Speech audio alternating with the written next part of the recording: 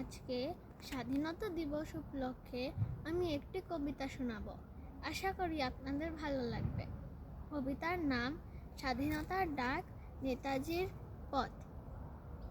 স্বাধীনতার পাবন দিনে উঠছে তিরঙ্গা আকাশে, দেশমাতৃকার ভালোবাসা জাগুক সবার শ্বাসে।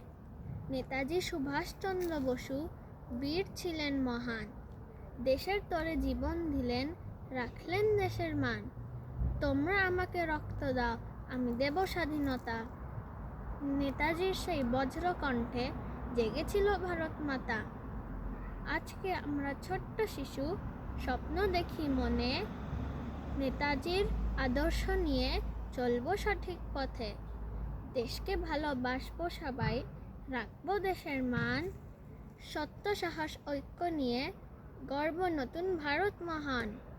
তিরঙ্গা আজ উড়ুক গর্বে, গাই স্বাধীনতার গান, নেতাজির স্বপ্ন বুকে। জয় হিন্দ, জয় হিন্দ, ভারত মহান। ধন্যবাদ।